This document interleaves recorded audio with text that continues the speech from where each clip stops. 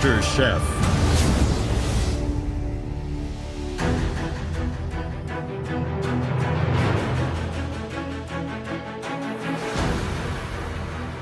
Top 5, baby. Welcome back, guys. Oh, my. I am a 28-year-old woman from Opelika, Florida, who's a professional grocery shopper. Welcome back. I have worked my behind off to be top 5. And now I'm going up against 4 other really strong cooks. So I gotta bring it. Oh, okay. All 5 of you are clearly talented. You each have the culinary potential to take home the title of MasterChef. But only one of you can win the ultimate victory. So tonight, we are raising the stakes. You're about to face a series of tests, and your aim is to get yourself safe in the balcony. Now, to survive tonight, you are going to have to conquer a truly colossal protein. America was built on it. America still devours it. And chefs still worship it. What is that? Oh, my goodness.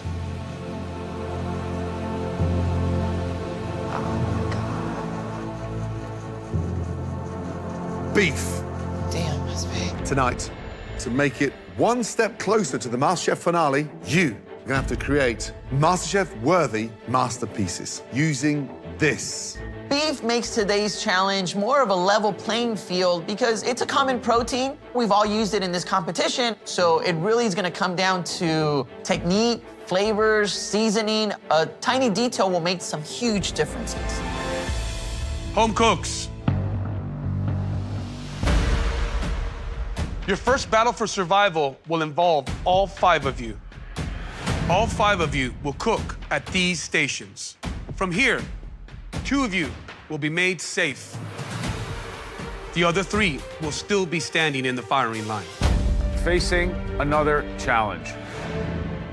Oh, wow. From the 3 that battle at these stations, 1 of you will be lucky enough to take a place safe up on the balcony. The other 2 will be left staring elimination. In the face.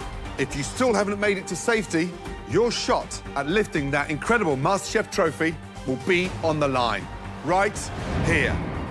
2 of you will go head-to-head in a straight all-or-nothing fight. 1 will still have a shot of becoming America's next MasterChef. The other will walk out those doors with nothing. Now, home cooks, follow me. I know it gets harder and harder as you get closer to the end of today. My food dream is to go to culinary school, and that seems so close right now. So getting up to that balcony ASAP is the first thing I need to do. This first challenge is a great test of your beef skills. It looks simple, but believe me, it's deceivingly difficult to get right. Beef kebabs. The New York strip has to be cooked cleanly, cooked evenly, and seasoned to perfection. You can add your choice of vegetables and seasoning to put your own personal touch on them. If you get these right, it could land you up on that balcony. But if you get these wrong, you'll have an even more difficult challenge ahead of you. Please, all of you, head to your stations. I make beef skewers in my backyard all the time. But the fact that I'm doing it in the MasterChef kitchen, they have to be elevated. So I could not let Joe down. And the fact that I'm the last one standing with his apron, I need to make sure I get to that balcony. At your stations, you'll find everything you need to make us beef kebabs. New York strip steak, peppers, button mushrooms, lemon, garlic, red wine vinegar, and limes. You'll all have just 30 minutes to make us 3 perfectly cooked beef kebabs. Is everybody ready? Yes, chef. Your 30 minutes starts now. Kebab is the global street food. Because really, it's about what else you put with it, how you cook it, and the seasoning. This is all about techniques, and guaranteed this challenge will definitely separate them. I'm I'm a little nervous because I don't do much grilling at home, but I think the key to my success is gonna be marinating the steak to perfection. So I'm hoping that with these Mediterranean flavors, I can knock it out of the park. The most difficult part of the kebab challenge is making sure everything gets cooked and seasoned properly. How do you do that? Number one, first of all, I'm looking for that level of continuity. Match up, 1 cube. Even the peppers, even the mushrooms, the same size. I don't want to see big, long strips of pepper, tiny strips of beef. I want it all looking evenly done. 3. You know, if I was at home, I would just simply chop the meat up any type of way. But the fact that I'm in the MasterChef kitchen, 12. I have to make sure that every size of the beef is perfect so that it cooks perfect on top of the flavor profile. So I'm going jerk seasoning for these skewers. Then from there, you marinate it all together in a bowl for at least 10 minutes. That helps to tenderize everything. It starts to break down those peppers so they're not so crunchy. Where's cumin powder? Oh, cumin. Just coming up to 15 minutes to go. I will make a traditional Asian flavor beef skewer. In China, we eat beef skewers all the time. I know the flavor, but I never grilled meat before. We always cook with charcoal. So that is the challenge for me. I only have 1 apron left, and that's Caesar. I gotta believe that he's really gonna knock it out of the park here, because he has such a deft hand with seasoning, and he knows how to move fast. Tonight, I'm going with traditional flavors. This challenge is the best chance to be safe. So I'm moving as fast as I've ever moved in this competition, with precision, with speed. I want to make sure that I squeeze the most out of these 30 minutes to secure a spot in the top 4. 10 minutes remaining. Sam and Bowen have huge pieces. They've cut their beef into an 1.5-inch length. Yellow pepper. Jerron's skewers look great. He's got the technique of a surgeon. Uh-oh. Bowen has made a technical error on the cut of his vegetables. He's julienned them. I don't understand what he's doing there. I know he's wearing my apron, but yet again, he's refusing to listen. We didn't ask for strips. How is he going to skewer those? Has Bowen lost his mind?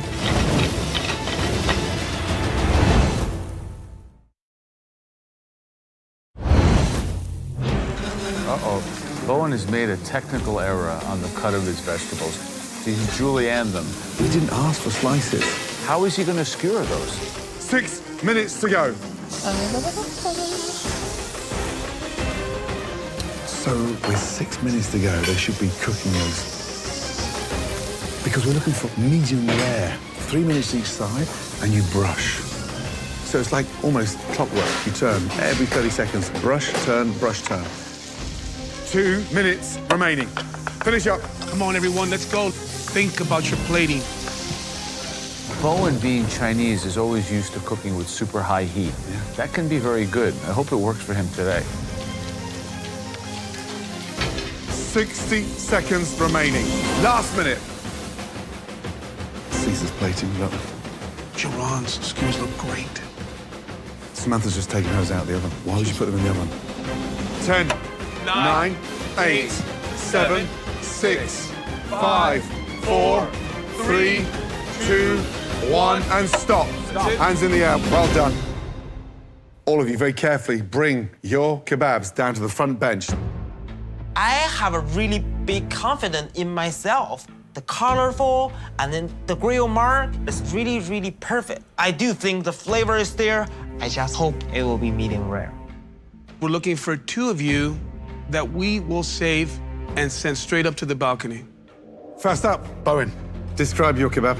Beef kebab marinated with lemon juice, olive oil, cumin, paprika, salt and pepper, and then garlic. So visually, it's definitely colorful, but why all the garnish underneath? I saute in the pan because I want to put the flavor underneath and then the kebab layer on there. A kebab traditionally is eaten on the skewer, 1 bite. You're just changing the dish completely again, which we don't want you to. So the cook on the beef, beautiful. Temperature, spot on.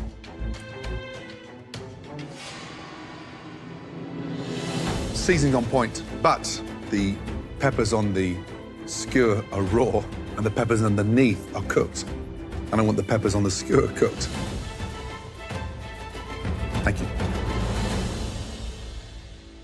Samantha, you've taken on a very different strategy than everybody else. You just decided to completely omit the peppers. The flavor profile is Mediterranean. I didn't see the peppers fitting in. How did you cook these? I mean, you have grill marks, but they're sporadic and... Yeah, I cooked most of it on the grill, but when I cut one open, it was a little underdone, and I decided to put it in the oven. It's a little under. Oh, that's rare.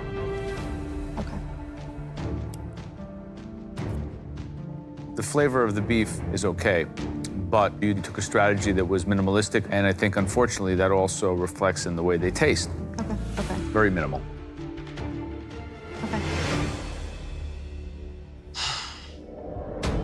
Geron, Hi, Chef. visually they look beautiful. Good color.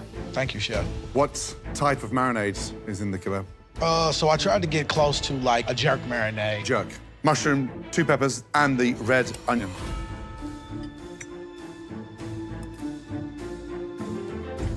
The cook on the beef, pink and beautiful, and you really charred them. That's the essence of that grill. That's what a kebab stands for, right? But the bit that lifts me is that jerk seasoning, which traditionally you don't really get with a kebab. Good job.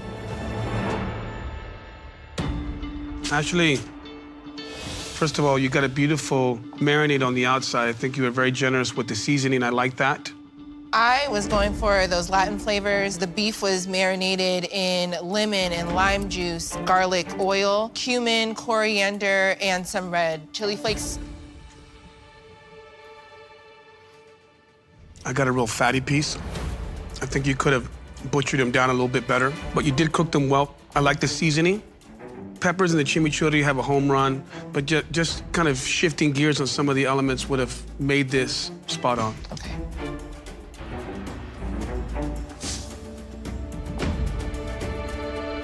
Caesar, Hi, Chef. visually they look good. Describe your kebab. So I put both bell peppers, onion, oregano, garlic, then red wine vinegar marinade, because I really wanted to pack flavor into them. Beautiful cook. Thank you. Medium rare. It's cooked beautifully. Love the marks on there. The seasoning's on point. Love the color. You know, your sticks are bountiful. But the one mistake you made is giving a expensive cut of beef red wine vinegar. It doesn't need that kick. Thank you. Thank you, Chef. Color's wine, beautiful. He's got that char mark on there as well. Yeah, that right there shows a lot of promise. Also, it's uniform, right? Yeah, Consistent. that's with the important. Absolutely, it affects the flavor. You're the most street food looking one. cuts. Absolutely. Absolutely. Yep. Without doubt. Tough challenge. The first person safe heading straight into the top 4 of the biggest culinary competition anywhere in the world. That person is...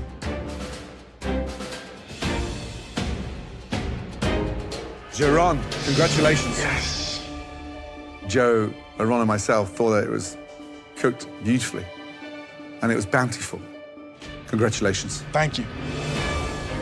The second home cook that is safe from elimination, that home cook is, congrats.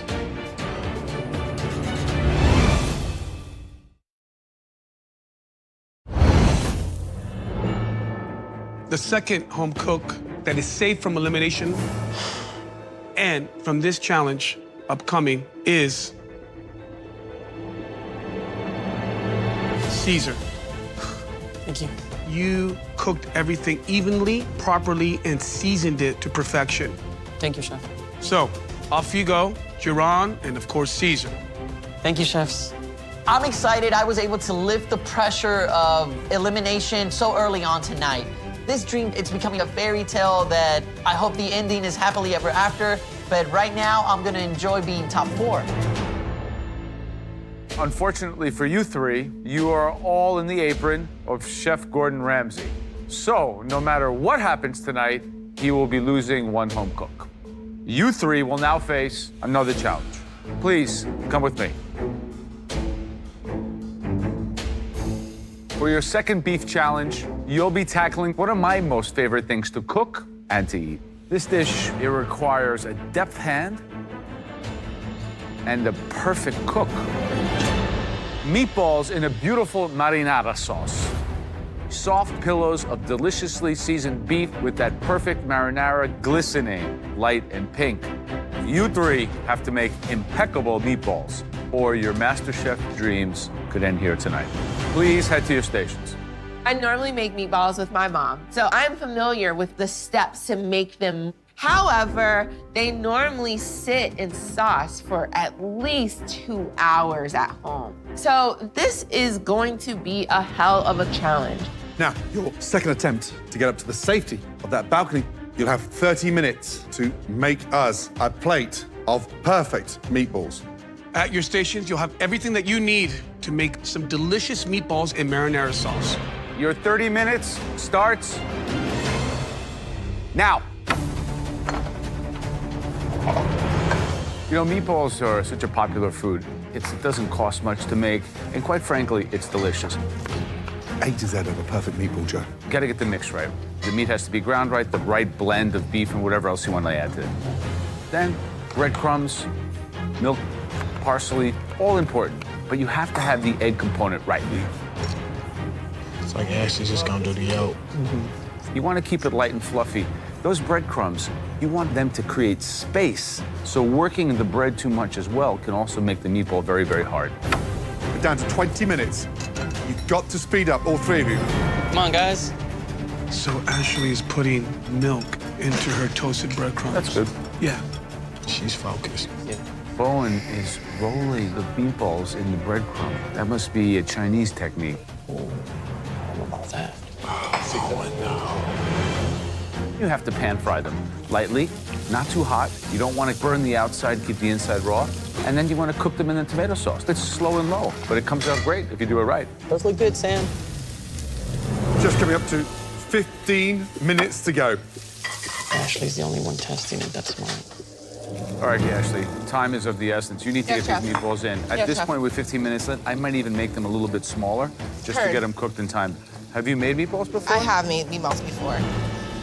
Put in a lot of breadcrumbs. They look pretty white and chewy. That's an interesting strategy, but you've got to get them cooking now because your time is running out. Heard. Ashley's gonna turn into the mad scientist in about 4 minutes. I know. Meatballs. Yes. So you covered them with breadcrumbs. Yes. And you're cooking them with herbs and garlic. Yes. That's a very, very non-traditional technique you're doing here. Sometimes they say at Bowen that you don't listen. I'm not telling you what to do. I'm just saying that sometimes maybe you should listen more and think less. That's a dangerous thing to do right now because it's replication. This is what a standard meatball cook should look like, Samantha. Make sure you get enough sauce in that pan so they're submerged. You've obviously made meatballs before. I have. What was in your mix? I've got ground beef and Are you sure you want to do that? no. I'm gonna put them in here. It's okay, just leave them. What are you doing? I'm putting them in the oven, but I'd like them to be in the sauce. Why didn't she finish it on the stove? Oven open. Then put it in the oven. What's happening? I don't really understand. Samantha was frying the meatballs, and then she took some tomato sauce and put it in the frying pan. And then she put the meatballs into the oven. They'll get hard. Hard and raw in the middle. Ashley just put her meatballs in the pan with 10 minutes to go. I don't know if she'll get them cooked in time. Wow. She's had time management issues throughout this competition. On high. Bowen has breaded the meatballs, so they're like meatball cutlets. Bowen's gone rogue again. I mean, that is going to be that guy's downfall. It's funny how these challenges seem easy, but they really are difficult. They are. That's a nice one right there. 8 minutes to go. Bowen's throwing these away. What's he doing? He's throwing these away. What have you done? Have you thrown them away? Yes. Oh, my Lord. What's he doing now? He's making more. No. What have you done? I have a 3 without the breadcrumb. He's trying to correct his lack of listening with less than 10 minutes left in an elimination skill test. Are you kidding me? Come on, guys. One perfect dish of meatballs to gain access to the safety of the balcony. I need like 30 more seconds. Keep them in that sauce for as long as possible. Perfect. Last minute, please. Come on. They smell good, too. Sam's are out. Okay. Ashley's are out. They look nice. 10, 9, 8, 7, 6, 5, 4, 3, 2, 1, and stop. Well done. Please bring up your dishes. I do. It's time to find out whose meatballs are MasterChef worthy, and which two home cooks will immediately face one more final battle. First up, Samantha. Chef. The ratio of beef to pork this evening was what? 60 beef, 40 pork. You did a very bizarre thing. You put the frying pan into the oven. Yeah. Why? Well, I wanted a more gentle cook on the meatballs after I got that sear on them. They need to submerge themselves Right. in the sauce. Okay. 360, so they cook evenly. Yeah. So potentially, they could be undercooked in the center. Let's have a look inside.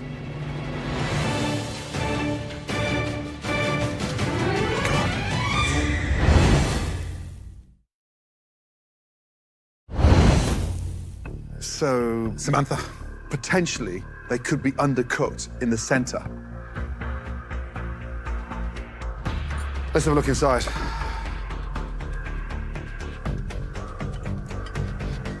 God. Yes, it's not cooked in there. Pink pork is a no-go. So I'm gonna have to eat around that for obvious reasons. How many times you made meatballs? I mean, just a few, a couple of times for my dad. Samantha, they're under-seasoned, and then they need to be submerged in that sauce to cook the center. Is the pressure getting to you? I didn't think it was. I'm really disappointed in this. You know, having three of my mentees in front of me, it's painful. Because right now, I'd much rather have two of you up to the safety of the balcony. But that is not a safety net, is it? No. That's a danger zone.